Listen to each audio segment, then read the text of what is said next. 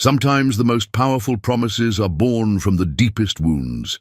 Clara Whitmore had spent 3 long years tending her small cabin alone, watching seasons pass without hearing another human voice for weeks at a time. Then she found Silas McGraw dying in her barn.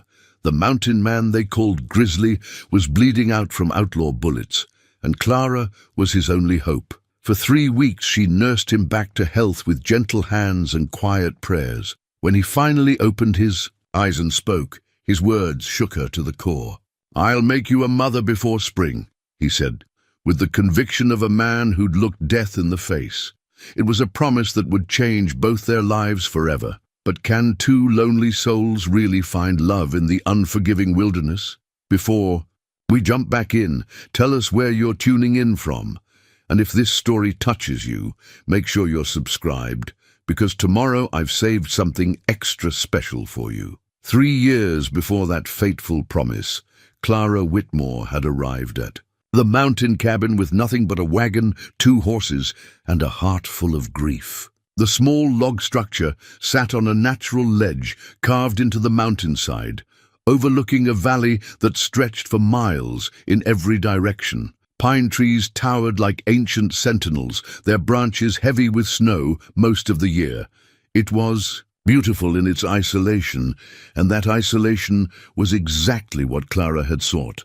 Her husband Thomas had built this place as a hunting retreat, planning to retire here someday. But someday had never come for Thomas. A fever had taken him during their 3rd year of marriage, leaving Clara alone in their St. Louis home with debts she couldn't pay, and neighbors who whispered about the young widow who'd never given her husband, children. The cabin in the Colorado Territory represented escape from those whispers, from the pitying looks, from the empty rooms that still smelled of Thomas's pipe tobacco. The first winter had nearly killed her. Clara had underestimated the brutal reality of mountain survival. The cold bit through every gap in the cabin's chinked logs.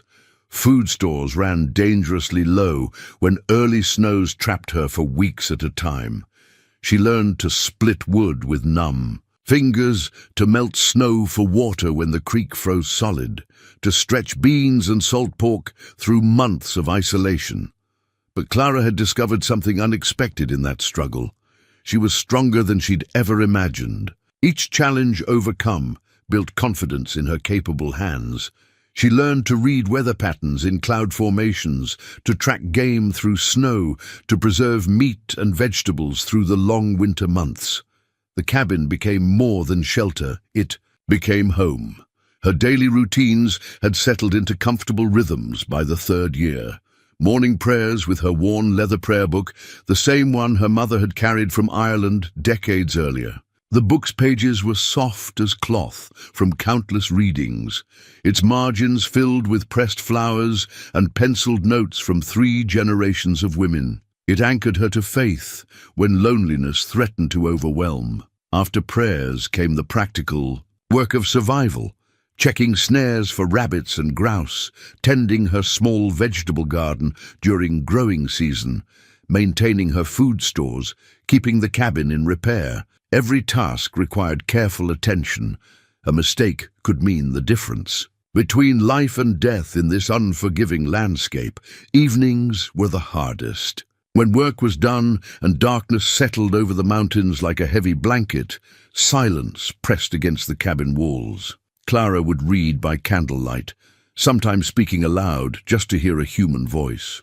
She'd grown accustomed to her own company, but comfort wasn't the same as contentment. The loneliness had become a constant companion, as familiar as the sound of wind through pine trees. Some nights, Clara wondered if she'd made a terrible mistake coming here. Other nights, especially when she watched sunrise paint the peaks gold and pink, she felt blessed to witness such beauty. But Clara knew nothing of the reputation that preceded. The man bleeding in her barn, Silas McGraw, had earned the name Grizzly through 30 years of mountain living that had made him more legend than man. Standing 6.5 feet tall with shoulders like an ox, he moved through the wilderness with the fluid grace of a natural predator. His dark hair hung past his shoulders, streaked with silver that caught sunlight like metal threads. A thick beard covered half his face, but couldn't hide the intelligent grey eyes that missed nothing. Those who knew him spoke in whispers of impossible feats. Silas could track a wounded deer through a blizzard, call elk so convincingly that bulls would emerge from timber to investigate. He'd survived 3 different bear attacks, the scars mapping stories of violence across his chest and arms. Trappers claimed he could go weeks without speaking, moving through forests like smoke, taking what the land offered and leaving barely a trace of his passage.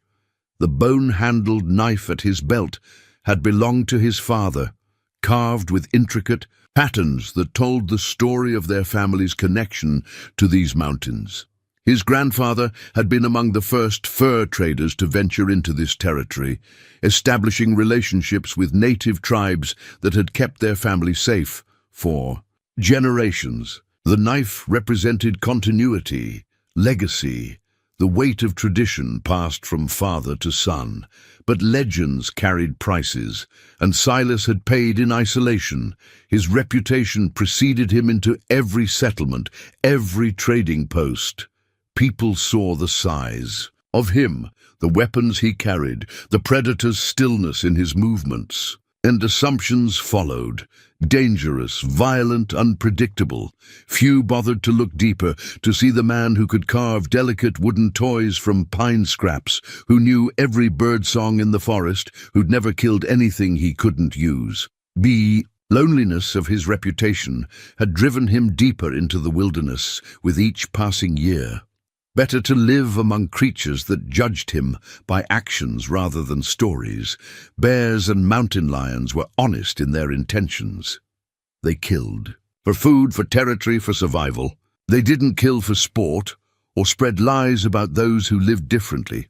It was this reputation that had brought trouble to his doorstep 3 weeks before Clara found him bleeding. The Morrison gang had been terrorizing settlements from Colorado to Montana, robbing banks and stagecoaches with ruthless efficiency. Their leader, Jake Morrison, was a man who enjoyed inflicting pain almost as much as he enjoyed counting stolen money. When local law enforcement proved inadequate, territorial officials had quietly approached certain individuals known for their particular skills. Silas had initially refused their request. He wanted no part in civilization's problems, no involvement in the violence that seemed to follow law and order wherever it took root. But the officials had been persuasive in ways that appealed to his conscience. The Morrison gang wasn't simply stealing money, they were murdering innocent people for the pleasure of it. Their latest victim had been a family of 5, including 3 children under the age of 10. That detail had changed Silas's mind. Children deserved protection, even if their parents had been fool enough to venture into dangerous territory. He'd agreed to track the gang, to gather intelligence that might help authorities plan their capture. What he'd discovered was a gang far more organized and dangerous than anyone had realized. Morrison had 23 men under his command, each chosen for specific skills that made them formidable opponents. They moved with military precision, struck with overwhelming force, and disappeared into wilderness hideouts that could withstand siege conditions. Silas had been gathering information on their main camp when everything went wrong. A sentry had spotted his position and raised the alarm. What followed was a running-gun battle through 3 miles of mountain forest, with Silas using every trick he'd learned in 30 years of wilderness survival to stay ahead of pursuing outlaws. He'd made it to the dense timber above Clara's Valley before blood loss and exhaustion finally brought him down.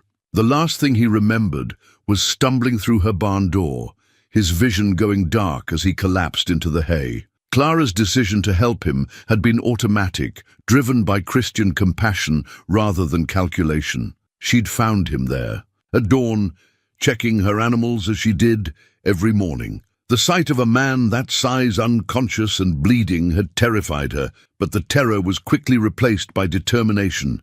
She'd seen too much death already in her young life. If there was a chance to prevent another, she would take it, regardless of consequences.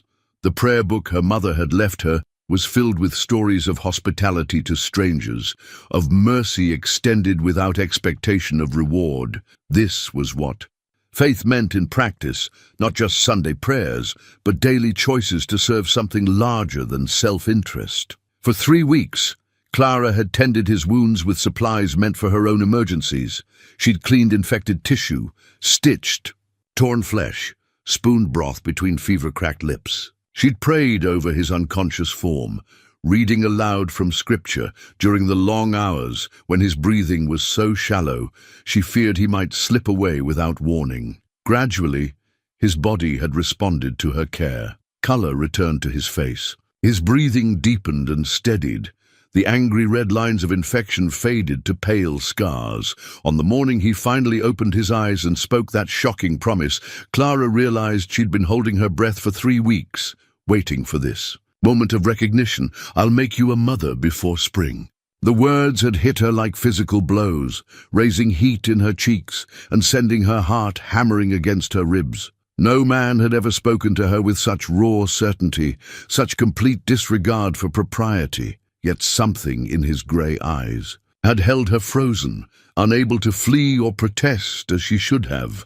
There had been no mockery in his expression, no calculation or casual lust. Instead, she'd seen something that frightened her more than outright threat, genuine intention, backed by a will that had never learned to accept defeat. The storm had arrived without warning, as mountain weather often did. Clara had been checking her snares when the first fat snowflakes began falling, followed quickly by wind that bent the pines nearly horizontal. She'd barely made it back to the cabin before the blizzard hit in earnest, turning the world beyond her windows into a swirling wall of white. Such storms could last for days, and Clara had learned to use them for indoor tasks that required uninterrupted time. She was mending a torn quilt when she heard the sound, a heavy thud from the direction of the barn, followed by what might have been a groan, or it could have been the wind. Mountain storms played tricks with sound, making voices from creaking timber and footsteps from shifting snow. But something in the sound had made her pause, needle halfway through fabric. Clara had lived alone long enough to trust her instincts, and instinct told her this was no natural noise. Setting aside her sewing, she pulled on her heavy coat and wrapped a shawl around her head before venturing into the storm. The wind tried to steal her breath as she fought her way to the barn. Snow stung her exposed skin like tiny needles. The barn door, which she always secured with a heavy crossbar, hung slightly ajar. Clara's heart began beating faster. Nothing should have been able to move that door against the wind. She pushed. Inside, grateful for the shelter, but immediately aware that something was wrong. Her 2 horses, normally calm in their stalls, shifted nervously and rolled their eyes. The milk cow lowed anxiously from her corner. Animals knew when predators were near. Then Clara saw him. A man lay motionless in the hay, so large he seemed to fill the entire stall. Blood had soaked through his buckskin shirt and pooled beneath him, dark against the golden straw. His face was pale as winter sky, lips tinged blue with cold or blood loss. A crumpled, wanted poster lay partially visible. Beneath his massive frame, the corners stained crimson. Clara's first instinct was to run. Every story she'd ever heard about mountain men painted them as violent, unpredictable creatures, barely more civilized than the bears they hunted. This one was clearly on the wrong side of the law, judging by that poster. Harboring a wanted man could bring trouble she wasn't equipped to handle, but as she stood frozen in the doorway, snowflakes swirling around her skirts, another instinct proved stronger. This was a human being dying in her barn, and she was the only person who could help him. Clara had been raised to believe that mercy was not optional. It was the fundamental requirement of a Christian life. She knelt beside him, checking for signs of breathing. His chest rose and fell in shallow, irregular movements. When she placed her hand against his forehead, his skin burned with fever despite the cold. 3 bullet wounds were visible through his torn shirt, one high in his right shoulder, another in his left side just below the ribs, and a third that had creased his scalp, matting his dark hair with dried blood. The wanted poster beneath him bore a rough sketch and the name Silas McGraw, wanted for murder, $500 reward. Clara stared at it for a long moment, her practical mind warring with her compassionate heart. $500 was more money than she'd see in 2 years of careful living. It would buy supplies, security, perhaps even passage back to civilization, if she chose. But looking at his face, slack with unconsciousness and pain, Clara couldn't see a killer. She saw someone's son, someone who had once been a child learning to walk and speak and dream. Whatever crimes he might have committed, whatever dangers he might represent right now, he was simply a man who would die without her help. The decision made itself. Clara rose and began gathering supplies, clean cloth for bandages, her precious store of whiskey for cleaning wounds, needle and thread for stitching, blankets to fight the cold that was probably as dangerous as his injuries. Working by lamplight, while the storm raged outside, she began the delicate process of trying to save a stranger's life. The shoulder wound was the most serious. The bullet had passed clean through, but had torn muscle and possibly nicked bone. Clara had to cut away his shirt to examine it properly, revealing a chest and arms mapped with old scars. This man had survived violence before, many times. His body told stories of knives and claws, burns and blunt trauma that spoke of a life lived on the edge of survival.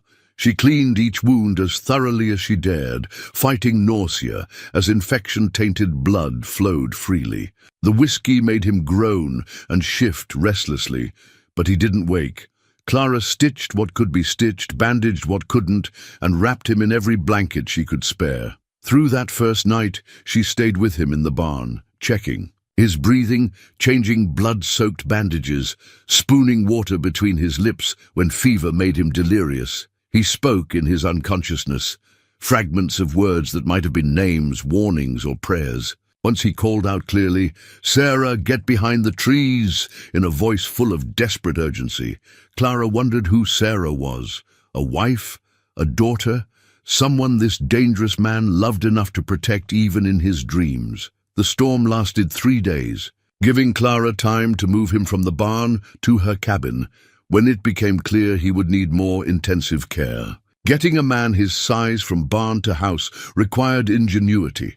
She fashioned a travois from rope and branches, then used her horses to drag it through the snow. Every jolt made him groan, but consciousness remained elusive. In her cabin, Clara set up a makeshift sick room near the fireplace where she could keep him warm. She'd never tended wounds this serious, but practical experience with injured animals served her well. Keep the wounds clean, fight infection, maintain body temperature, provide fluids when possible. The rest was in God's hands. For 3 weeks, Clara lived in a strange, suspended reality. Her world narrowed to the space around his bed. Her days measured by the rhythm of his breathing. She read to him from her prayer book, hoping familiar words might anchor his spirit to his body. She changed bandages, spooned broth between slack lips, monitored the gradual retreat of infection from his wounds. Slowly, almost imperceptibly, he began to improve. Color returned to his face. His breathing deepened and steadied. The wounds began showing healthy pink tissue instead of angry red inflammation. Clara found herself watching for these small signs of progress with an intensity that surprised her. She told herself it was simple Christian duty. Anyone would want to see their patient recover. But if she was honest, something more complex was developing. During those long hours of tending him, Clara had memorized his face. The strong jaw beneath its dark beard, the way his eyebrows drew together when pain troubled his dreams, the surprisingly long lashes that rested against his cheekbones. He was undeniably handsome, in a rough, dangerous way that was entirely foreign to her experience. Thomas had been a gentleman, soft-spoken and civilized. This stranger represented something wilder, more primal. Clara found herself wondering what it would be like when those grey eyes finally opened, when that deep voice spoke to her directly instead of rambling through fever dreams. On the morning he finally woke, Clara was reading aloud from the book of Ruth, the story of a widow who chose loyalty over security. She became aware of his attention gradually, a change in his breathing, a subtle shift in the quality of his stillness. When she looked up from the pages, those grey eyes were watching her with an intensity that made her heart skip. They studied each other in silence for a long moment. Clara saw intelligence in his gaze and something else, a measuring quality, as if he was cataloguing everything about her, filing away details for future reference. It should have made her nervous, but instead she felt oddly protected, as if she'd passed some test she hadn't known she was taking. When he finally spoke, his voice was rough from disuse, but carried absolute conviction. "I'll make you a mother before spring." The words hung in the air between them like a physical thing. Clara felt heat rise in her cheeks, her heart hammering against her ribs. No proper response existed for such a statement. It was outrageous, presumptuous, completely inappropriate from a stranger she'd nursed back to health. Yet something in his eyes held her frozen, unable to flee or protest, as she should have. There was no mockery in his expression, no crude calculation. Instead, she saw intention backed by a will that had never learned to accept defeat. This was not an idle boast or desperate rambling. It was a promise, delivered with the gravity of a man who kept his word regardless of cost. Clara's face burned as Silas's words echoed in the small cabin. She stood abruptly, nearly dropping her prayer book, and busied herself with unnecessary tasks, stoking the fire, rearranging items on her shelf, anything to avoid looking at him directly. The silence stretched between them, heavy with unspoken questions and impossible promises. "You need broth," she finally managed, her voice higher than usual.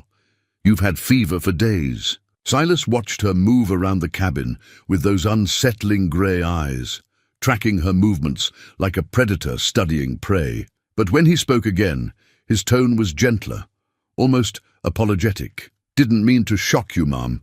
Sometimes a man says what's in his heart without thinking about proper words." Clara paused in her busy work, surprised by his attempt to soften the moment. She'd expected crude insistence or arrogant assumption, not this careful retreat. When she finally looked at him, she saw exhaustion in his face, the kind of bone-deep weariness that came from more than physical injury. "I'm Clara Whitmore," she said quietly, offering the dignity of names to replace the awkwardness of his declaration. "Silas McGraw." He tried to shift position and winced, his hand moving to the bandages around his ribs. "Though I suspect you already know that." Clara's eyes went to the wanted poster she'd hidden beneath other papers on her table. Silas followed her gaze and nodded slowly. "Found that, did you?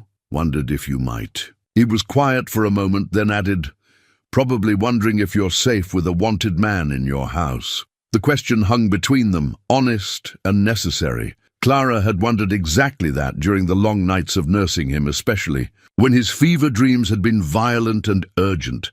But watching him now, weak as a newborn colt, struggling just to stay upright against her pillows, she felt more curious than afraid. "The poster says murder," she said carefully. "Does." Silas met her eyes directly. "Says a lot of things. Question is whether you believe everything you read, or whether you judge a man by what you see yourself." Clara considered this as she ladled broth from the pot hanging over the fire. She'd seen him helpless, vulnerable, calling out warnings to protect someone named Sarah even in his unconsciousness.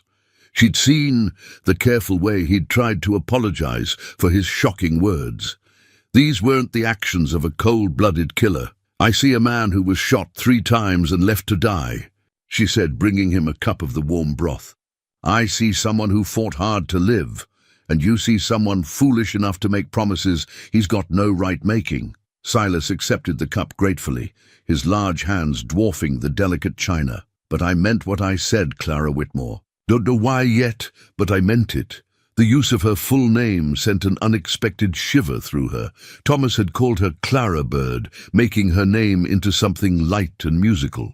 This man spoke her name like it was something to be treasured, each syllable given proper weight and attention. Over the following days, a careful routine developed between them. Clara would bring him meals and check his bandages, maintaining the proper distance of a nurse tending a patient. Silas would accept her care with quiet gratitude, never presuming beyond what she offered, but his eyes followed her movements with unmistakable interest. He was a surprisingly considerate patient.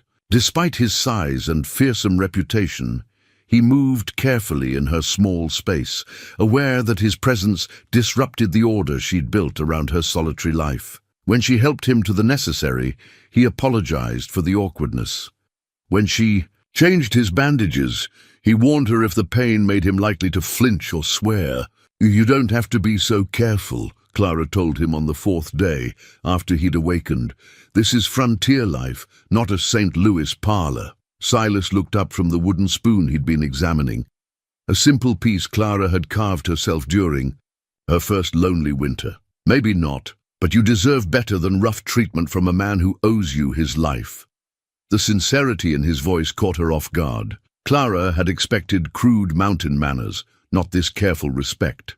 She found herself lingering during their interactions, drawn into conversations that revealed depths she hadn't anticipated. "Where did you learn to carve?" he asked, turning the spoon in his massive hands with surprising delicacy.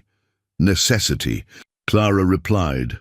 "I arrived here with city goods that broke or wore out quickly, had to learn to make what I needed. Good work, clean lines, proper balance." He set the spoon aside carefully. "My father taught me similar skills.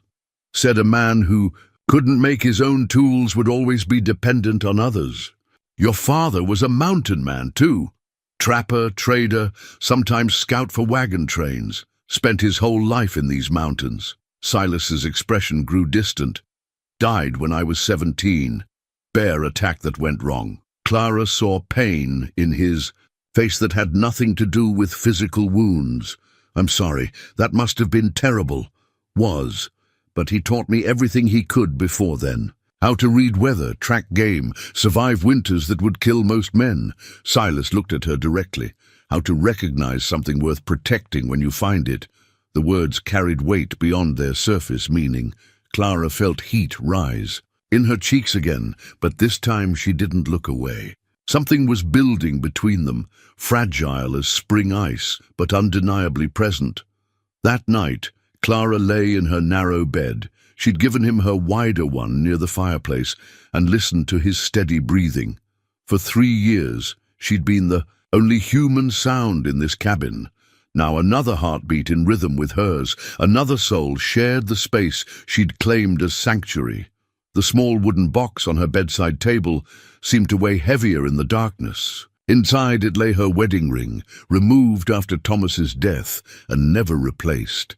She'd told herself it was practical. Working hands needed freedom from jewelry. But the truth was more complex. The ring represented a past she'd loved, but lost. Dreams that had died with fever and unfulfilled promises. Could she really trust her heart to another man? Especially one whose past remained largely mysterious, whose future seemed uncertain at best. Silas's promise echoed in her memory. "I'll make you a mother before spring." It was outrageous, impossible, presumptuous, yet something deep inside her responded to the certainty in his voice, the complete absence of doubt or calculation. When had anyone ever been so sure about her, so willing to stake their word on her worthiness? In the darkness, Clara found herself placing a hand over her flat stomach, wondering what it would feel like to carry life there. She'd tried for 3 years with Thomas, hoping and praying and consulting doctors who offered no answers beyond patience. The failure had been one more grief layered onto all the others when fever took him. But what if the problem hadn't been with her? What if this strange, dangerous man could give her what her gentle husband never could? The thought was scandalous, improper, completely contrary to everything she'd been taught about marriage and propriety. Yet it wouldn't leave her alone as she listened to Silas breathe in the darkness, this man who'd made impossible promises with the gravity of gospel truth. By his second week of recovery, Silas had grown restless with inactivity. Clara found him, attempting to split kindling one morning, moving carefully but determined to contribute something useful to the household that had saved his life. "You'll tear your stitches," she scolded, taking the axe from his hands. "Can't lay abed like an invalid while you do all the work," Silas replied. "Besides, I heal better when I'm moving." Clara looked at the neat pile of split wood he'd already accumulated. Each piece was cut to identical length, split clean and straight. Even weakened by injury, his skill with tools was obvious. "At least let me check your bandages first." She led him back inside, where morning light through the windows revealed how much stronger he'd grown. Color had returned to his face, and his movements, while still careful, had regained some of their natural grace. When she unwrapped the bandages around his ribs, she was pleased to see the wound healing cleanly, with no signs of infection. "You have gentle hands," Silas said quietly as she worked. "Firm when they need to be, but gentle." Clara tried to ignore the way his voice made her pulse quicken. "I had to learn. Living alone means being your own doctor. More than that." Silas watched her face as she applied fresh bandages. "There's something in you that wants to heal things. Probably can't help yourself." His observation was more accurate than comfortable. Clara had always been drawn to injured creatures, birds with broken wings, wounded animals, people who carried pain they couldn't share. Thomas used to tease her about bringing home strays. "Maybe that's why God led me to find you," she said without thinking, then blushed at the admission. "You think God had a hand in this?" Silas's tone held genuine curiosity rather than mockery. "I think God works through ordinary people doing ordinary kindness." Clara secured the bandage with practiced efficiency. "Nothing extraordinary about finding someone who needs help and providing it. Plenty of people would have left me to die, or turned me in for that reward money." Clara had thought about the $500 many times during sleepless nights. It would solve numerous problems, provide security she couldn't achieve through her own efforts. But each time she imagined riding into town to claim it, something in her rebelled against the betrayal. "Blood money never brought anyone happiness," she said firmly. Silas caught her hand as she reached for the unused bandages, his large fingers closing gently around hers. "Most people would disagree with that. $500 could change your life." "I'd like my life the way it is." The words came out more breathless than she'd intended, partly because of his touch and partly because she'd realized they were true. Somewhere during these weeks of caring for him, her lonely cabin had begun feeling like a home again. "Do you?"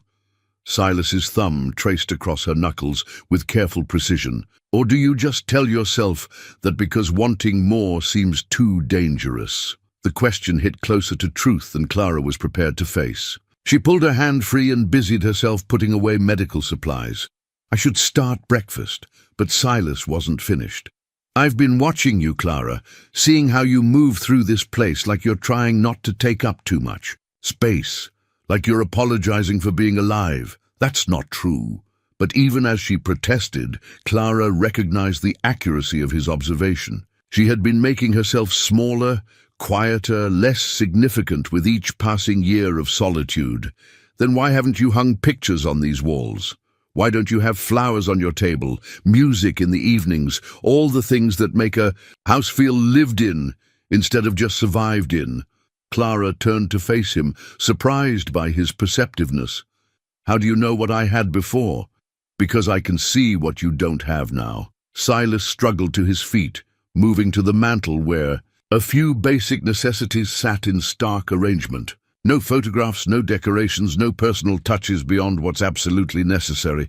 "You're living like you're afraid to get comfortable." His words stung because they were true. Clara had stripped her life down to bare essentials, telling herself it was practical frontier living, but honesty forced her to admit she'd been protecting herself from hope, from the possibility of loss that came with caring too much about anything.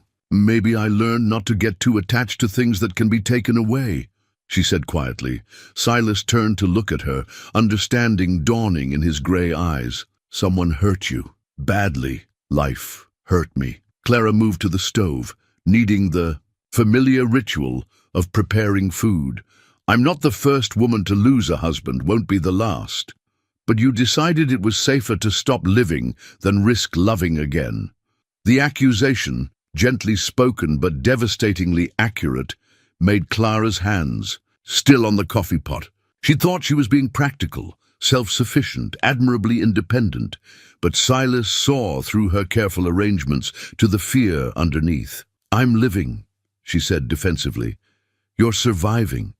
There's a difference. Over the following days, Silas began making subtle changes to Clara's carefully ordered space. He carved a simple wooden flower from pine scraps and left it on her table. He fixed the squeaky hinge on her door that she'd grown accustomed to ignoring. Most significantly, he began cooking meals, simple but flavorful food that required her to sit and enjoy rather than simply consume for fuel.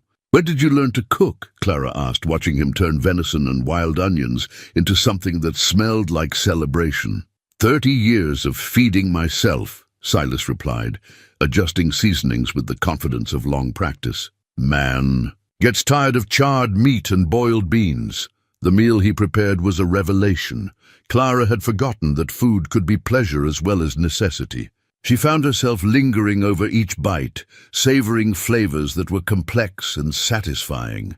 This is wonderful, she said, meaning it completely. Good food is one of life's reliable pleasures, Silas replied. Shame to waste it on anything, less than your best effort. After dinner, he surprised her again by producing a hand-carved wooden spoon from his coat pocket. It was beautiful work, smooth as silk, perfectly balanced, decorated with subtle patterns that caught the firelight. For you, he said simply, placing it beside her plate. Clara picked up the spoon, marveling at its craftsmanship. When did you make this? Evenings, while you were reading. Silas watched her examine his work. Hands need something to do during healing time. The spoon represented hours of careful work, attention to detail that spoke of genuine care. Clara realized this was his way of contributing, of giving her something beautiful, simply because she deserved beauty in her life. It's too fine for everyday use, she protested. No such thing, Silas said firmly. You're worth fine things every day, not just special occasions. That night, Clara held the wooden spoon as she lay in bed, feeling its smooth surface warm under. Her touch. No one had made anything specifically for her, since Thomas carved her a jewelry box during their courtship. She'd forgotten what it felt like to be the focus of someone's creative attention, to be considered worthy of time and skill freely given. The spoon was more than a utensil. It was a declaration that her comfort mattered, that her daily life deserved enhancement rather than mere endurance. For the first time in 3 years, Clara fell asleep smiling. 3 weeks into Silas's recovery, the first signs of spring began appearing in the high country. Ice crystals on the windows grew smaller each morning, and Clara could hear water running. Beneath frozen creek beds, the mountains promise that winter's grip was finally loosening. But with the changing season came reminders that their isolated sanctuary couldn't last forever.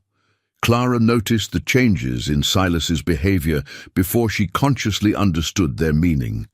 He'd begun spending time at her windows, studying the landscape with the focused attention of a man reading dangerous text.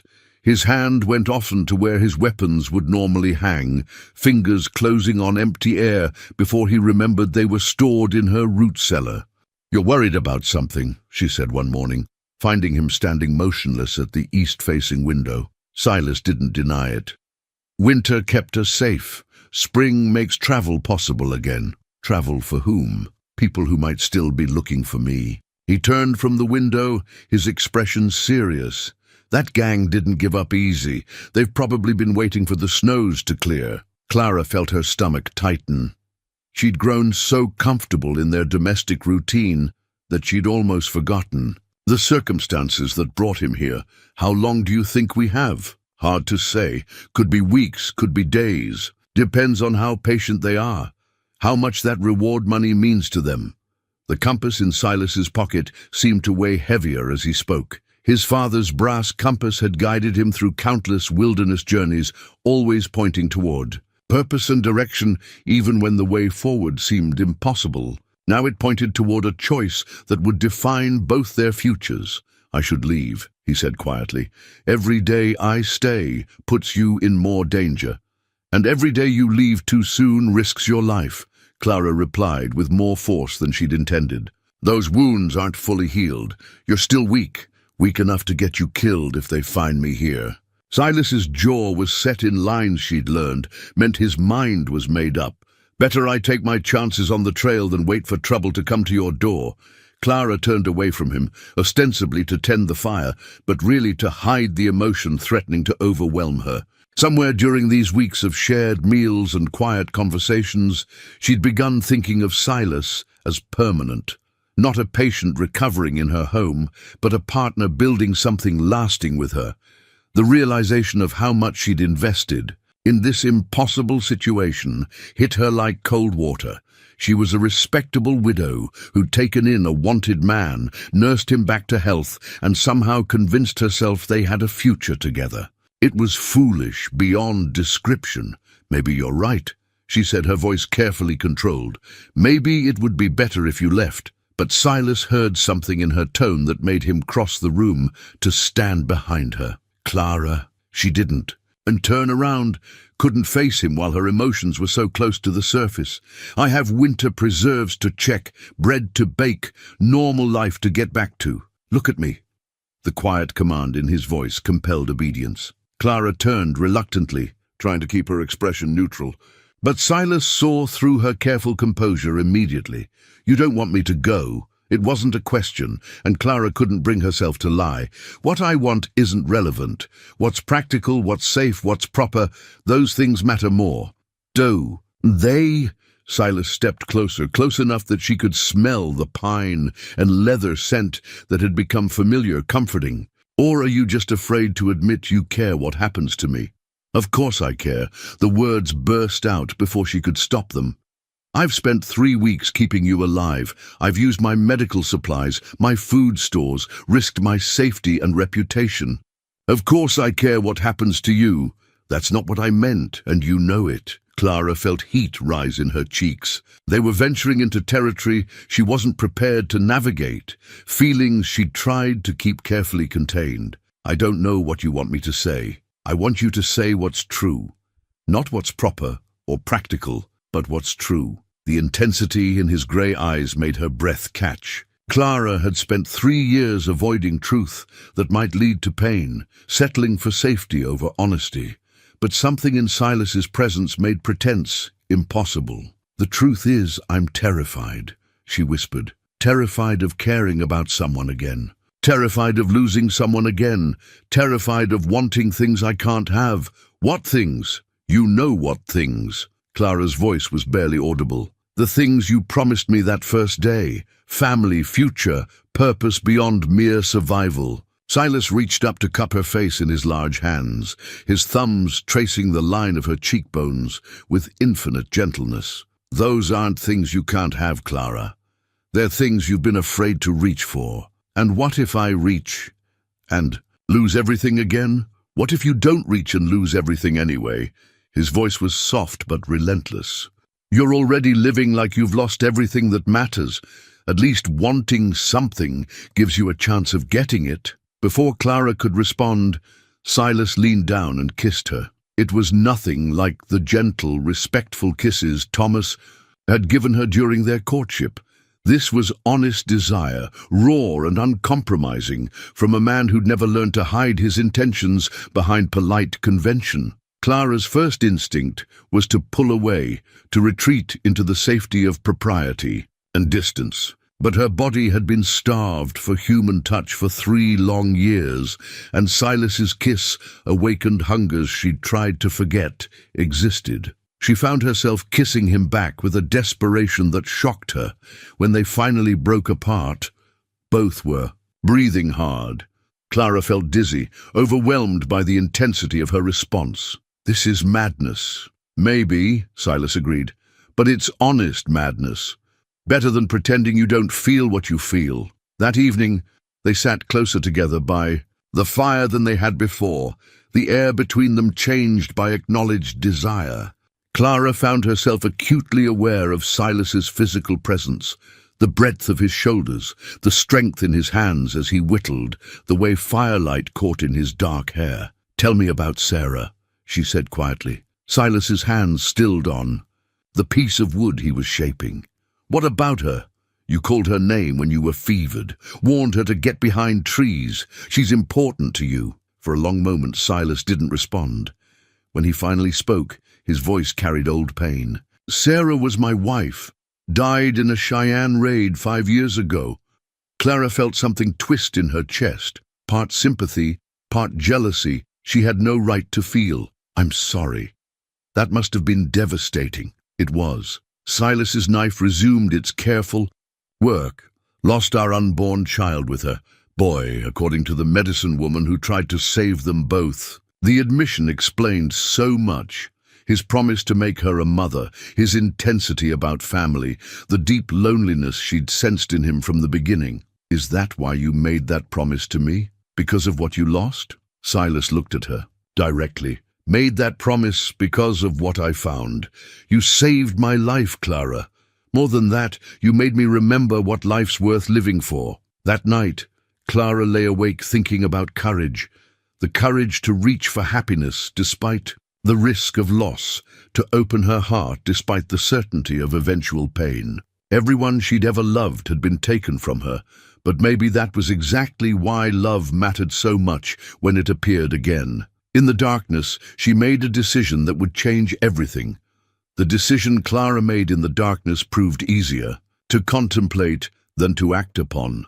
For 3 days after their kiss, she found herself watching Silas with new awareness while struggling to find words for feelings that seemed too large for language. He seemed to understand her internal battle, giving her space while making his own feelings unmistakably clear through gentle touches and meaningful glances. The breakthrough came on a morning when late winter snow fell softly outside, creating the kind of hushed intimacy that made the cabin feel separate from the rest of the world. Clara was mending a torn shirt, one of Thomas's, that she'd been unable to bring herself to discard, when Silas looked up from oiling his knife. "You're thinking about him," he said quietly.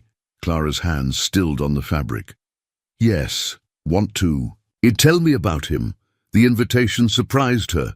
Thomas had become a subject she avoided, too painful to discuss and too private to share. But something in Silas's tone suggested genuine interest rather than mere politeness. He was gentle, she began slowly, kind in ways that made everyday life easier.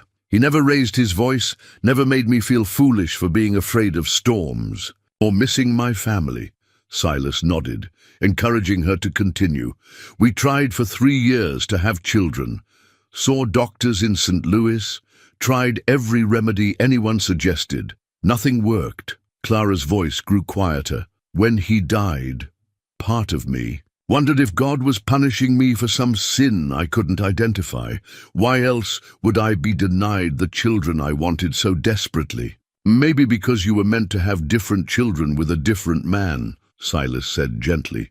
Clara looked up, surprised by his certainty. "You sound very sure of that." "I am sure." Silas set down his knife and moved to sit beside her on the small bench. Sometimes life has to take things away before it can give you what you're really meant to have. His proximity made Clara's pulse quicken, but she forced herself to focus on the conversation. "That seems cruel, maybe. Or maybe it's just how growth works. Old things have to die before new ones can take root." Silas gestured toward the window, where snow was melting off pine branches in the warming air. Trees drop their old needles to make room for new growth. Ground lies fallow before it produces the best crops. Clara considered this, her fingers tracing the worn fabric of Thomas's shirt. "You think my marriage was just preparation for something else?" I think you learned how to love through that marriage. Now you're ready to love differently, more fully. Silas's hand covered hers on the fabric. Question is whether you trust yourself enough to try. The touch of his hand sent warmth up her arm. Clara had been fighting her attraction to this man for weeks, telling herself it was gratitude or loneliness or the isolation playing tricks with her emotions. But sitting here in the quiet intimacy of snowfall, she could no longer deny the truth. I want to try, she whispered, but I don't know how to be with someone like you, someone like me. Dangerous, complicated, someone who makes promises that sound impossible but feels absolutely certain. Silas smiled, the expression transforming his usually serious face. Clara, you've been living alone in the wilderness for 3 years. Nursing wounded strangers back to health, surviving challenges. That would break most people. You're far more dangerous than you give yourself credit for. The observation made her laugh, a sound she hadn't heard from herself in months. I suppose surviving here does require a certain kind of courage. More than courage, requires someone willing to fight for what matters. Silas's thumb traced across her knuckles. I've been watching you fight for my life these past weeks. Made me wonder what you'd be capable of if you were fighting for your own happiness. Clara felt something shift inside her chest, a loosening of restrictions she'd placed on her own heart. She thought of her mother's locket, hidden in her bedroom drawer, along with the pressed flower from her childhood home. The flower had traveled thousands of miles, survived countless hardships, just as Clara had. Maybe it was time to stop merely surviving and start truly living. There's something I need to tell you, she said, her voice steadier than she'd expected. About why Thomas and I never had children. Silas waited patiently, sensing the importance of what she was about to share. The doctors said the problem was with me, something about my body that made pregnancy unlikely. Clara's cheeks warmed with embarrassment, but she forced herself to continue. I need you to know that before you make any more promises about making me a mother. Instead of disappointment or withdrawal, Silas's expression grew more tender. Did the doctors run their tests on your husband too? No. In those days they assumed the woman was always the problem. Silas shook his head. Doctors don't know everything, Clara. Hell, they don't know much of anything about how bodies really work, especially women's bodies. But what if they were right? What if I can't give you children? Silas lifted her chin with one finger, making her meet his eyes. Then we'll love whatever children God sends us, orphans who need families, children from broken homes, maybe my own daughter if I can ever find her again. Your daughter? Clara's heart stopped. You have a daughter. The words hung in the air like smoke from a doused fire. Silas's face went carefully blank, and Clara realized he'd revealed something he hadn't intended to share. He corrected quietly. Lost track of her after Sarah died. Her grandmother took her east, wouldn't tell me where. Clara felt her world tilt sideways. A daughter. Silas had a living child somewhere, a piece of his heart that belonged to someone else entirely. Everything about their situation suddenly seemed more complicated, more fraught with potential heartbreak. How old is she? Clara managed to ask. 12 now, would be 12. Silas's voice carried a pain that made Clara's chest ache in sympathy. Haven't seen her since the funeral. Her grandmother blamed me for Sarah's death, said I was too dangerous to raise a child. Was she right? The question came out harsher than Clara intended, but she needed to know. If Silas truly was too dangerous for his own daughter, what did that mean for her? Maybe, Silas admitted with devastating honesty. My life has been violent, unpredictable, but I loved that little girl more than my own breath. Would have done anything to keep her safe. Clara saw the truth of it in his face. The raw grief of a father forcibly separated from his child. Her earlier jealousy transformed into something deeper, more complex. This wasn't competition for his affections. This was a wound that had never healed, a love that demanded understanding rather than resentment. What's her name? She asked softly. Emma Rose McGraw. Silas's voice grew tender with memory. She had Sarah's dark eyes, but my stubborn chin could outstubborn a mule when she set her mind to something. Clara imagined a dark-eyed girl with Silas's determined jaw and felt something unexpected bloom in her chest. Not jealousy, but a fierce, protective instinct for a child she'd never met. "Maybe someday we can find her," she said quietly. "We." Silas looked at her with surprise and something that might have been hope.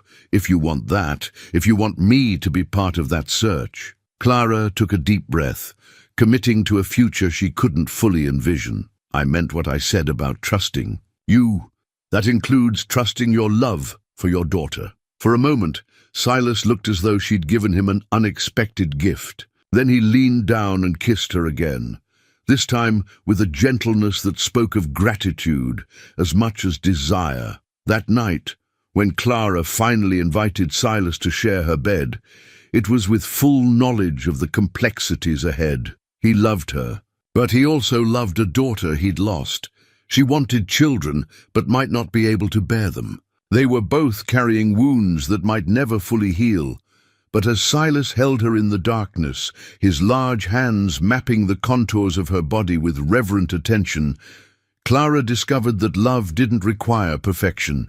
It required only the courage to reach for happiness despite uncertainty, to build something beautiful on the foundation of shared hope and mutual trust. When morning came, they would face whatever challenges awaited. For now, in the intimate darkness of her cabin, Clara allowed herself to believe in the possibility of family, future, and love that could survive even the harshest wilderness. 2 weeks after they'd become lovers, Clara discovered the letter while gathering Silas's belongings to wash them properly. His clothes had been bloodstained and torn when she'd first found him, hastily patched with whatever materials she had available. Now that he was fully recovered, she wanted to mend them properly, with care befitting the man who wore them. She was checking his coat pockets for items that shouldn't go in the wash water when her fingers encountered a piece of paper, folded small and tucked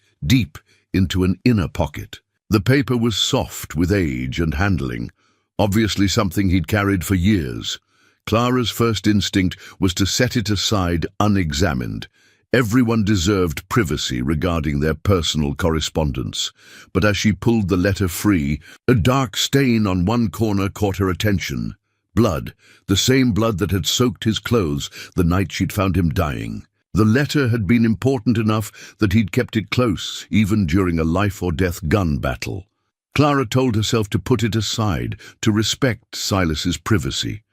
But the letter seemed to call to her, representing some essential piece of the puzzle that was this complicated man she'd fallen in love with. Before she could reconsider, she unfolded the paper and began to read. The handwriting was feminine, careful, the work of someone who'd been taught proper penmanship. The date at the top was 3 months old. "Mr. McGraw," the letter began formally, "I am writing to inform you of developments regarding your daughter, Emma Rose McGraw, currently in my custody. As you know, I have opposed any contact between you and the child since her mother's unfortunate death, believing your lifestyle too dangerous and unpredictable for proper child rearing." Clara's hands began to tremble as the implications hit her. Not only did Silas have a daughter, but someone had been deliberately keeping him from her. The letter continued in the same coldly formal tone. "However, Emma has recently begun exhibiting behaviors that concern me greatly. She speaks constantly of finding you, has attempted to run away twice in the past month, and grows increasingly defiant of my authority. The child seems to have inherited your stubborn disposition, along with other less desirable traits. I am therefore prepared to reconsider the arrangement, provided you can demonstrate stability and proper living conditions. If you can prove you've abandoned your previous dangerous pursuits and established a respectable household, I might be persuaded to allow supervised visits." The letter was signed Mrs. Catherine Donovan and included an address in Denver. At the bottom, in a child's careful script, someone had added, "Papa, I miss you. Please come find me. Love, Emma." Clara stared at the childish handwriting until her vision blurred. The letter was 3 months old. For 3 months, Silas had been carrying this offer of reconciliation with his daughter, this hope of rebuilding the family that had been torn from him, and he'd said nothing to her about it. She heard his footsteps on the porch and quickly refolded the letter, but not quickly enough. When Silas entered the cabin, he took one look at her face and knew immediately what had happened. "You read it," he said quietly. "I didn't mean to." Clara's voice sounded hollow to her own ears. "It fell out of your coat pocket. I saw the blood on it and thought you had a right to know what I was keeping from you." There was no anger in his voice, only a weary resignation that was somehow worse than rage would have been. "Don't I?" The question burst out before Clara could stop it. "We've shared a bed, Silas. You've made promises about our future. Did you think I'd never find out you have a daughter who's looking for you?" Silas sat down heavily in the chair by the fire, suddenly looking older than his years. "Didn't know how to tell you?" "How to tell me what? That you've been lying to me for weeks?" "Didn't lie, just didn't know how to explain something I haven't figured out myself." Silas looked at her directly, his grey eyes full of pain. "That letter arrived the day before I tracked down the Morrison gang. Been carrying it ever since, trying to decide what to do." Clara felt some of her anger cool, replaced by confusion. "What's to decide? She's your daughter. She wants to see you. She wants to see the father she remembers, not the man I've become." Silas's voice was rough with emotion. "When Sarah died, I went a little crazy. Spent 5 years tracking down every member of that Cheyenne war party, making them pay for what they took from me. By the time I was done, I wasn't fit company for a child or anyone else." The admission hung between them like smoke from a bitter fire. Clara began to understand the true scope of what she'd stumbled into. The wanted poster. That's what the murder charge is really about. Killing men who'd already been sentenced. By tribal council, but not by territorial law. Silas's laugh was completely without humor. "Turns out revenge doesn't care about legal niceties." Clara sank into the other chair, her legs suddenly unsteady. Everything she thought she knew about. Their situation had just shifted. "So when you made that promise to me about making me a mother, I meant it, every word." Silas leaned forward, his expression intense. "But I also knew there was a good chance I'd never live long enough to keep it. Figured you deserved whatever happiness I could give you, even if it was temporary." "And what about Emma? What about your promise to her?" "What promise?" Silas's voice cracked with pain. "I haven't seen that child in 5 years. Haven't been allowed to write to her, visit her, have any contact whatsoever. For all I know, she's better off without me." Clara looked at the letter in her hands, reading again the childish plea. "Papa, I miss you. Please come find me." She doesn't think so. She's 12 years old. What does she know about what's good for her? She knows she misses her father. Clara's voice was sharper than she'd intended. She knows she's been separated from the person who should love her most in the world. Silas flinched as if she'd slapped him. "You think I don't know that? You think I don't dream about her every night? Wonder what she looks like now, whether she's happy, whether she even remembers me? Then why haven't you gone to Denver? Why are you here with me instead of with her?" The question lay between them like a challenge. Silas was quiet for a long moment, staring into the fire as if it might provide answers. "Because I'm afraid," he finally admitted. "Afraid she'll take one look at what I've become and wish I'd stayed away. Afraid her grandmother is right about me being too dangerous for a child. Afraid I'll disappoint her the way I disappointed her mother." Clara felt her anger dissolve, replaced by something deeper and more complex. Here was the truth, beneath his confident promises and easy certainty.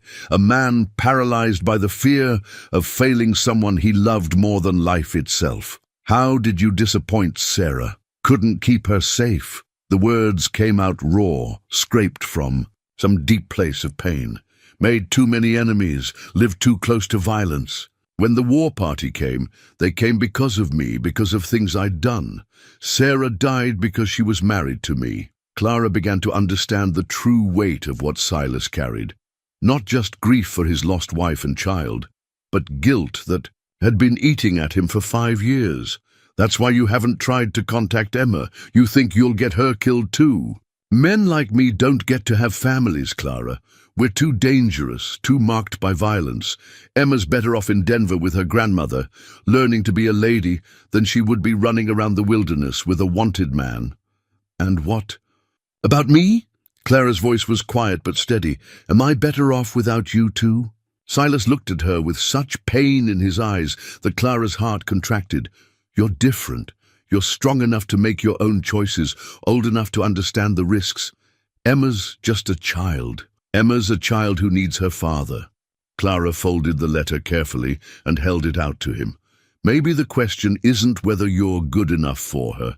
Maybe the question is whether you love her enough to try to be. Silas stared at the letter but didn't take it. What if I fail her again? What if you don't try and regret it for the rest of your life? Clara kept her hand extended, holding the letter between them like an offering. I can't make this decision for you, Silas, but I can tell you that love without risk isn't really love at all.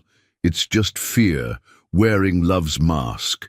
For a long moment, they sat in silence, while the fire crackled and the weight of impossible choices pressed down on them both. Finally, Silas reached out and took the letter from Clara's hand. If I go to Denver, he said quietly, I want you to come with me. Clara's heart stopped. What? If I'm going to try to be the father Emma deserves, I want to do it with someone who understands what family really means. Silas's eyes met hers directly. That promise I made you about making you a mother, maybe it was meant to include Emma, too. The possibility hung between them, beautiful and terrifying in equal measure. Clara thought of the 12-year-old girl she'd never met, longing for her father. She thought of Silas, paralyzed by fear of failing again. She thought of herself, afraid to reach for the family she'd always wanted. We'd be taking an enormous risk, she said finally. Yes, we might lose everything. We might gain everything, too. Silas's voice carried the same certainty that had marked his original promise to her. Question is whether you trust me enough to find out. Clara looked at this man who'd stumbled bleeding into her barn and changed her entire world. In 6 weeks, he'd taught her to live instead of merely survive, to reach for happiness instead of settling for safety. Now he was asking her to trust him with the biggest risk of all. The possibility of a family that included not just the children they might have together, but the child he'd already lost. When do we leave for Denver? She asked. The decision to travel to Denver transformed their quiet mountain sanctuary into a staging ground for an uncertain future. Over the following week, Clara and Silas prepared for a journey that would test everything they'd built together. The child's handmade doll that Silas produced from his belongings served as a constant reminder of what awaited them, a tangible connection to the daughter he'd lost and hoped to reclaim. The doll was crude by city standards, made from scraps of fabric and corn husks, but it had been crafted with obvious love. Emma had sewn on button eyes and embroidered a small mouth, creating a face that was somehow both innocent and determined. The dress was carefully stitched from blue calico, with tiny flowers picked out in yellow thread. She made this for her. Mother? Silas explained, holding the doll with infinite care. Sarah was pregnant when she died. Emma wanted to make sure her baby sister had a proper toy. Clara felt tears prick her eyes as she examined the doll's sweet face. She was going to be a good big sister. She was good at everything she tried. Smart as a whip, stubborn as her old man, but gentle with anything smaller than herself. Silas's voice carried 5 years of accumulated grief. Used to follow me around the mountains, learning to track and identify plants. Could spot deer sign. Before most grown men, you taught her to survive in the wilderness? Taught her to respect it. Wilderness isn't something you survive. It's something you learn to live with. Emma understood that better than most adults. Silas set the doll carefully on the mantel, where it seemed to watch over their preparations. But her grandmother thinks such knowledge is inappropriate for young ladies. Clara heard the frustration beneath his words. Mrs. Donovan wants Emma to be something she's not. wants her to be what society expects. Quiet, obedient, concerned, with proper clothes and proper manners rather than proper skills. Silas moved to the window, studying the landscape with the restless attention that had marked his behavior since they'd decided to travel. Nothing wrong with manners, but they won't keep you alive if trouble comes. And trouble might come. It wasn't a question. Both of them understood that traveling to Denver meant exposing themselves to dangers they'd avoided in their mountain isolation. The Morrison gang might still be active. Law enforcement might be looking for Silas. Mrs. Donovan might refuse to let them see Emma at all. Probably will come, Silas agreed. Question is whether we're prepared for it when it does. Their preparations took on the methodical character of a military campaign. Silas cleaned and oiled his weapons, checking each mechanism with practiced efficiency. Clara inventoried their supplies, calculating what they'd need for the journey and what they could afford to carry. They studied maps by candlelight, plotting routes that would minimize their exposure while still allowing reasonable travel time. But beneath the practical preparations lay emotional challenges that couldn't be solved with maps and supplies. Clara found herself wrestling with doubts that multiplied in the darkness when sleep proved elusive. What if she doesn't like me? She asked one night, voicing the fear that had been building for days. Silas turned in their narrow bed to face her. Why wouldn't she like you? I'm a stranger. I'm taking her father's attention. I'm proof that he's moved on from her mother. Clara stared at the ceiling, where shadows from the dying fire danced across wooden beams. I'm everything that represents change in a life that's already been disrupted too much. Or you're everything that represents stability in a life that's had too little of it. Silas's hand found hers beneath the quilts. Emma's spent 5 years being told her father is dangerous, unpredictable, unfit for civilized company. Then you show up, a woman who chose to love him anyway, who saw something worth saving in him. That might be exactly what she needs to see. What if Mrs. Donovan refuses to let us see her? Then we'll find another way. The certainty in Silas's voice was absolute. I'm done letting other people decide what's best for my daughter. Clara squeezed his hand, drawing strength from his determination. What if the law comes for you before we can establish any kind of custody arrangement? Then you'll take Emma and disappear until things settle down. Silas's tone was matter-of-fact, as if he were discussing the weather rather than planning. For his potential arrest or death, I won't leave you. You will if it means keeping Emma safe. Silas's grip on her hand tightened. That's not negotiable, Clara. Whatever happens to me, Emma comes first. The conversation revealed the depths of Silas's commitment to his daughter, but it also highlighted the precarious nature of their situation. They were essentially planning to steal a child from her legal guardian, using nothing but moral authority and paternal rights that might not be recognized by law. We could write to Mrs. Donovan first, Clara suggested. Explain that you've settled down, established a respectable household. Maybe she'd be willing to negotiate without forcing a confrontation. Silas was quiet for a long moment, considering. Might work, or might give her time to disappear with Emma before we can reach Denver. Would she do that? Woman who'd keep a child from her father for 5 years would probably do whatever she thought was necessary to maintain control. Silas's voice carried bitter experience. Catherine Donovan thinks she's protecting Emma from me. In her mind, that justifies any action. Clara tried to imagine the other woman's perspective, a grandmother who genuinely believed she was saving her granddaughter from a dangerous father. But good intentions didn't excuse the pain that separation had caused both Silas and Emma. Maybe we can convince her she was wrong, Clara said. Show her that you've changed, that you can provide the stability Emma needs. Maybe, but we need to be prepared for the possibility that convincing won't be enough. The implications of that statement hung between them in the darkness. If Mrs. Donovan couldn't be convinced to voluntarily return Emma, they might have to take more direct action. The thought made Clara's stomach clench with anxiety. Their final week of preparation took on an urgency that couldn't be explained by mere travel logistics. Spring was advancing rapidly, and with it came the increasing likelihood that the Morrison gang would resume their search for Silas. Every day they delayed in reaching Denver was another day of risk for all of them. Clara found herself memorizing details of their cabin life with the intensity of someone creating a mental museum. The way morning light fell across their breakfast table, the sound of Silas humming tunelessly while he worked, the particular warmth of their bed when he pulled her close in the pre-dawn darkness. She couldn't shake the feeling that they were leaving something precious behind, something they might never recover.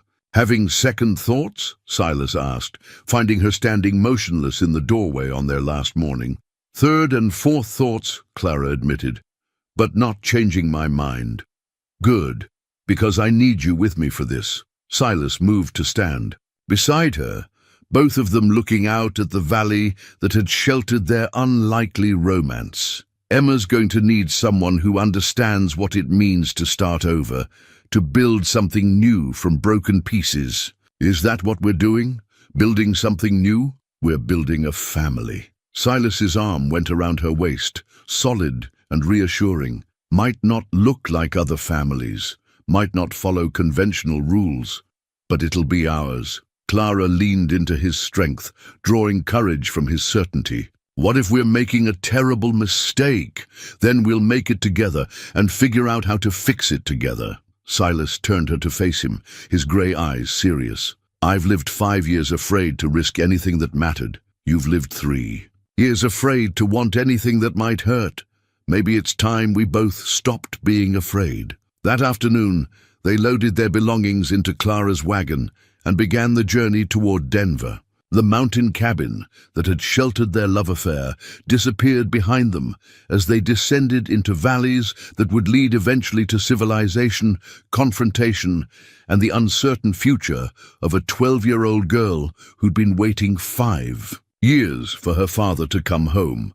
As they traveled, Clara found herself returning again and again to the image of Emma's doll, with its button eyes and determined little face. Somewhere ahead of them waited a child who'd made that doll with her own hands, stitched love into every seam, created beauty from scraps and hope. A child who'd inherited her father's stubborn determination and her mother's gentle heart. A child who might complete the family Clara had never dared to dream possible. The doll rode with them in the wagon, a talisman of hope and a reminder of what they stood to gain or lose in the confrontation ahead. Each mile that carried them closer to Denver also carried them closer to a reckoning that would determine whether love was strong enough to overcome law, whether determination could triumph over doubt, and whether 3 damaged people could create something whole together. Behind them, the mountains held their silence. Ahead, the city waited with all its possibilities and perils, and between them, Clara and Silas traveled toward a future that would test everything they discovered about love, family, and the courage required to fight for both. They were 3 days out from Denver when the Morrison gang found them. Clara had been driving the wagon while Silas scouted ahead, a precaution they'd maintained since leaving the mountains. The trail wound through a narrow valley between 2 ridges, exactly the kind of terrain Silas had warned her to watch for, places where ambush was not just possible but probable. She heard the gunshot before she saw anything else, a sharp crack that echoed off the valley walls. The horses reared and whinnied in terror, nearly overturning the wagon before Clara could get them under control. Her heart hammered against her ribs as she looked frantically for Silas, finding him crouched behind a boulder 50 yards ahead, his father's Winchester rifle already in his hands. "Clara!" His voice carried clearly across the distance. "Get the wagon into those trees and stay down." She didn't hesitate, turning the horses toward a stand of pine trees that offered the best available cover.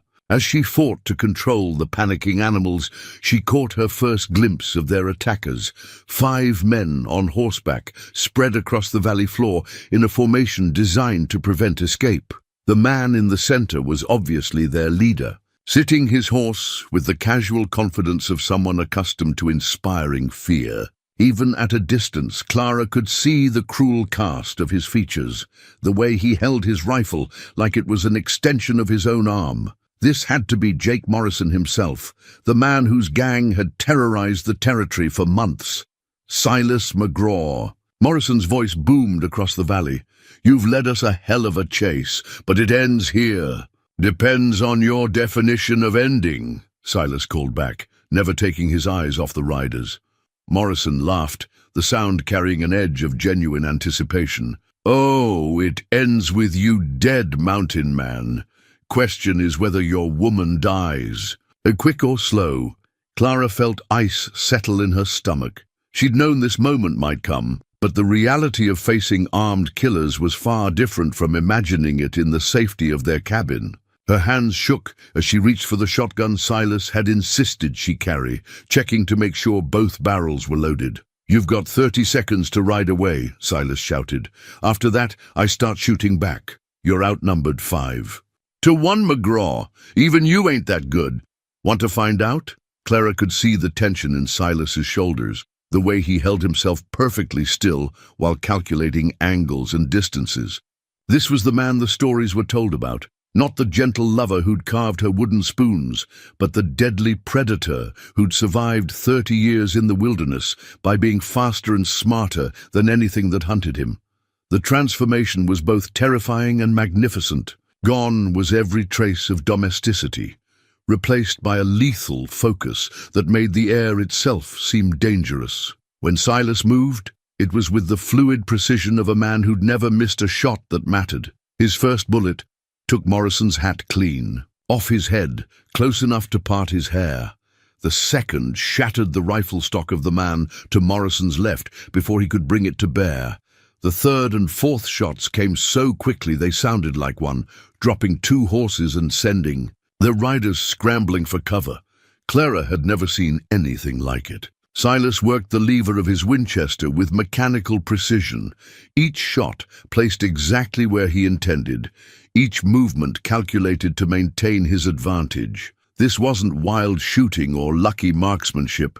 This was surgical violence applied by a master craftsman. Morrison's remaining men returned fire, but they were shooting uphill at a target who'd already moved to new cover. Their bullets sparked off rocks and splintered trees, but Silas seemed to anticipate each shot, staying one step ahead of their aim. "God damn you, McGraw!" Morrison roared. "Stand and fight like a man!" "I am fighting like a man," Silas called back. "You're the ones fighting like amateurs." Clara watched in fascination and terror as Silas systematically dismantled their attackers. A shot that disabled another rifle, a bullet that creased a shoulder, sending its owner howling for cover. Each precise application of force designed to demoralize rather than simply kill. But the gang members were experienced fighters themselves, and they began adapting to Silas's tactics. 2 of them split off, circling wide to flank his position. Clara realized with growing horror that even Silas couldn't watch all directions at once. She made her decision without conscious thought, rising from behind the wagon with her shotgun ready. When the flanking riders came within range, she let them have both barrels, the twin blasts echoing like thunder in the narrow valley. The double load of buckshot didn't kill either man, but it didn't need to. One horse went down screaming, pinning, its rider beneath it. The other mount shied violently, throwing its rider into a patch of thorny scrub brush that left him cursing and bleeding. "Good shooting!" Silas called, genuine pride in his voice.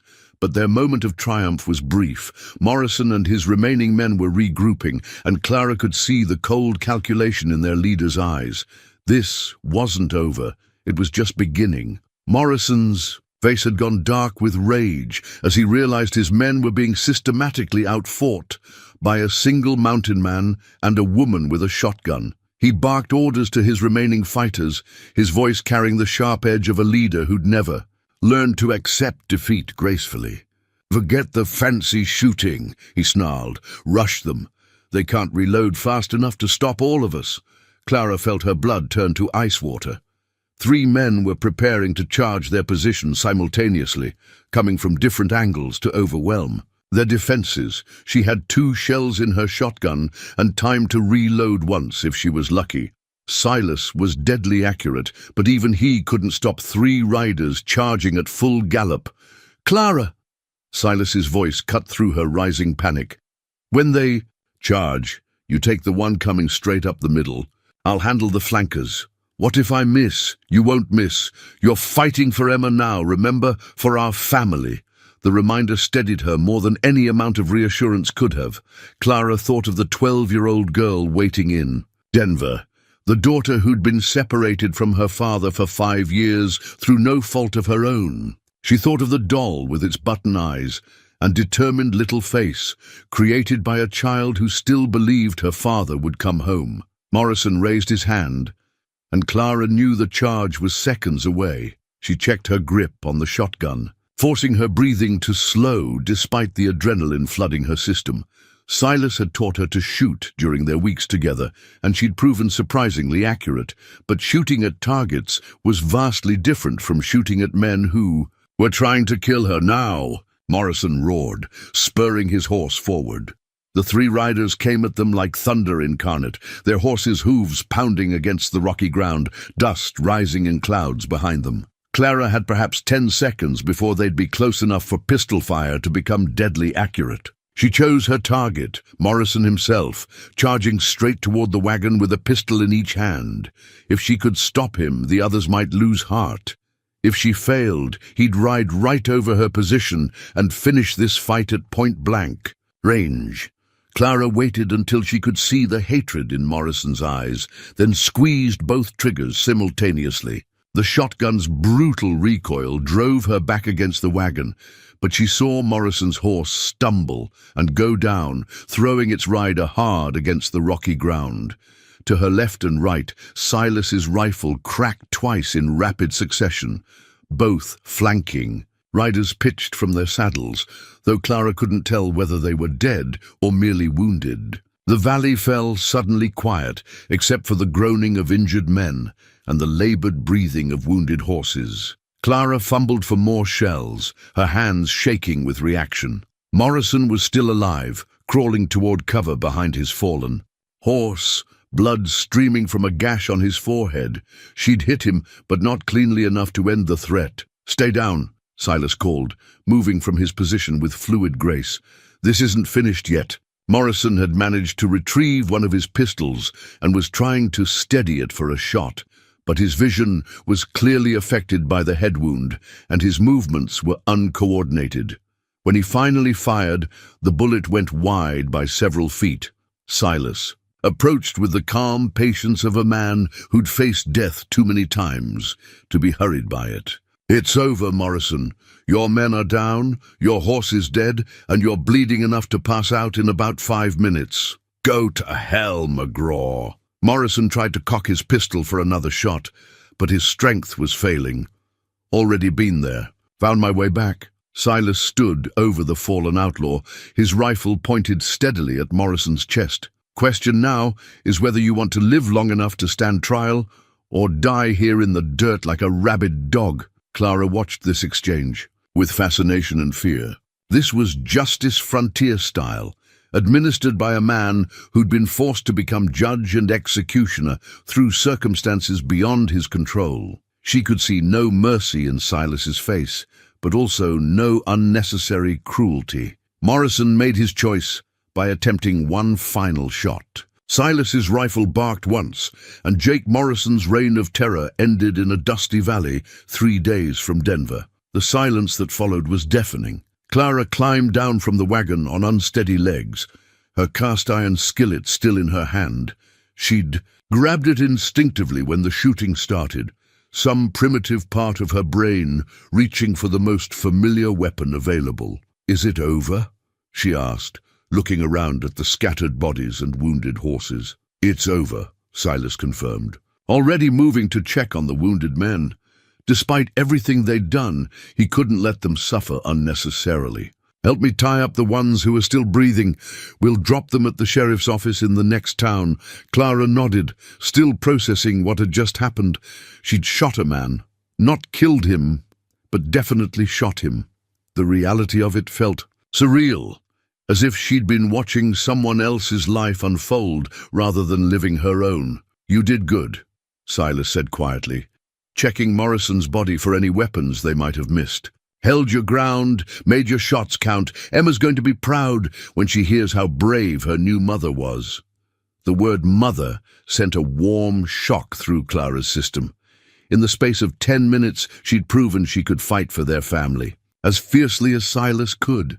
She'd faced killers and emerged victorious. Most importantly, she'd chosen love over safety and found the strength to protect what mattered most. As they loaded their prisoners into the wagon and resumed their journey toward Denver, Clara found herself changed by the experience. She was no longer the timid widow who'd hidden from life in a mountain cabin. She was a woman who'd fought beside her man and proven worthy of the family they were building together. Emma was waiting, and now Clara knew with absolute certainty that she was ready to be the mother a brave little girl deserved. 3 months later, Clara stood in the doorway of their new cabin, watching Silas put the finishing touches on a hand-built cradle made from mountain pine. The wood gleamed honey gold in the afternoon sunlight, every joint fitted with the precision of a master craftsman. He'd carved tiny flowers around the rim, the same wildflowers that grew in the meadow where they'd chosen to build their new home. "It's beautiful," she said, one hand resting on the gentle swell of her belly where their child grew. Silas looked up from his work, his grey eyes soft with contentment. "Baby'll be here before snow flies." Wanted everything perfect for him. "Or her," Clara reminded him with a smile. "Or her," he agreed, rising to wrap his arms carefully around her expanding waist. "Either way, this little one's going to have everything we can give." The reunion with Emma had been everything Clara had hoped and more challenging than she'd anticipated. Mrs. Donovan had initially refused to even let them see the child, standing firm behind Denver's social conventions and her own protective instincts. But Emma herself had settled the matter by climbing out a second-story window and running 4 blocks through the city to find them at their hotel. Clara would never forget the moment when the cabin door burst open and a whirlwind of dark hair and flashing eyes threw herself into Silas's arms. 5 years of separation vanished in that instant, replaced by the elemental bond between father and daughter that no amount of distance or disapproval could break. "Papa!" Emma had sobbed against his chest. "I knew you'd come. I knew you wouldn't forget me." "Never could forget you, little bird," Silas had whispered, his voice thick with emotion. "Not for a single day." Emma had turned those same bright eyes on Clara with undisguised curiosity.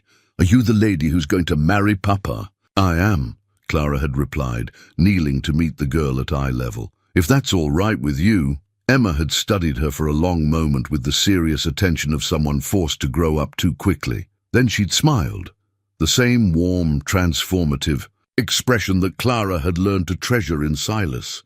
"Good," Emma had announced. "Papa needs someone to take care of him. He's not very good at remembering to eat regular meals." The transition hadn't been without difficulties. Emma had spent 5 years learning to be a proper young lady, and the adjustment to frontier life required patience from all of them. But beneath the city manners, Clara discovered a girl who still remembered how to track deer through forest undergrowth and identify edible plants by their leaves. More importantly, Emma had inherited her father's capacity for fierce loyalty. Once she'd decided Clara belonged in their family, she defended that decision with the same determination Silas showed in everything he attempted. Mrs. Donovan had eventually capitulated, though not gracefully. The legal proceedings had been complicated by territorial law and questions of parental rights, but Silas's reputation worked in his favor for once. Killing Jake Morrison and his gang had made him something of a local hero, and public opinion strongly favored reuniting a war hero with his daughter. The wanted poster that had once threatened their future now served a different purpose entirely. Emma had framed it and hung it in their cabin as proof of her father's legendary status. "My papa's famous," she'd told anyone who would listen. He's the most dangerous man in the territory, but he makes the best pancakes you ever tasted. Now, watching Silas fuss over the cradle that would hold their first child together, Clara marveled at how completely their lives had changed. The lonely mountain woman and the feared gunfighter had somehow transformed into parents, preparing for their expanding family. "Emma should be back soon," Clara said, looking toward the path that led to their nearest neighbors. "Mrs. Henderson promised to teach her how to preserve peaches. Good skill to have." Silas ran his hand along the cradle's smooth edge one final time, though I suspect Emma's more interested in eating the peaches than preserving them. Clara laughed, remembering the sticky-faced girl who'd returned from yesterday's lesson with suspicious evidence around her mouth. "She's adjusting well to having neighbors again." "Better than I am," Silas admitted. "Still makes me nervous, having people close enough to drop by unannounced. You'll get used to it. Emma needs friends her own age, and our children will need a community to grow up in." The plural was deliberate. Clara's pregnancy had been confirmed just weeks after Emma joined their family, fulfilling Silas's impossible promise in ways none of them had expected. Dr. Patterson in Denver had pronounced her remarkably healthy and predicted no complications with the birth. "Still can't quite believe it's real," Silas said, placing his large hand gently over her belly. "After all these years of thinking I'd never have another child." "After all these years of thinking I'd never have any children," Clara corrected. "Emma counts, you know. She's as much mine now as this little one will be." "I know.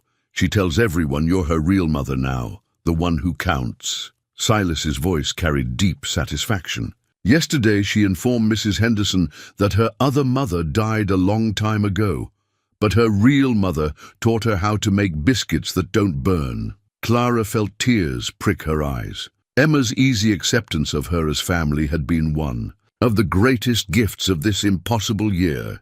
"She's a remarkable child." "She's our child," Silas said firmly, "just like this little one will be. Family isn't just about blood, Clara. It's about choice, commitment, the decision to love someone no matter what." As if summoned by their conversation, Emma appeared on the path from the neighbor's house, carrying a basket of peaches and chattering excitedly to their dog about something she'd learned. At 12, she was all legs and elbows, caught between childhood and the young woman she was becoming. "Mama! Papa!" she called, breaking into a run when she spotted them. "Mrs. Henderson says I can help her with the church social next week, and she's going to teach me how to make proper apple pies." Clara opened her arms to catch the enthusiastic girl, marveling again at how natural it felt to be called Mama by this bright, determined child. "That sounds wonderful, sweetheart." Emma deposited the peach basket carefully on the porch, then looked critically at the cradle. "Is it finished? Can I try rocking it?" "Gentle now," Silas warned, but his eyes were soft as he watched his daughter examine his work. "This cradle's got to last for all the babies we might have." "How many babies are we going to have?" Emma asked, with the practical curiosity that characterized all her questions. Clara and Silas exchanged glances over her head. "As many as God sees fit to send us," Clara replied diplomatically. "Good," Emma announced with satisfaction. "I want at least 3 more, and I want to help name them all." As evening fell over their mountain valley, Clara stood surrounded by her impossible family, the legendary mountain man who'd learned to love again, the bright daughter who'd bridged the gap between past and future, and the child growing beneath her heart who would complete their circle. The cradle sat ready beside their bed, a promise carved in pine and polished with hope. Outside, the wilderness that had once meant isolation now represented freedom. Space for their children to grow, land where their family could flourish, a future limited only by their capacity to love and protect each other. Silas's promise, delivered in delirium and desperation, had become the foundation for something more beautiful than either of them had dared to imagine. Before spring, he'd made her a mother, but in the process she'd made him a father again, and together They'd created the kind of family that could weather any storm the frontier might bring. In the gathering darkness, Clara whispered a prayer of gratitude for second chances, impossible promises, and the kind of love that bloomed strongest in the harshest soil. Their story was just beginning.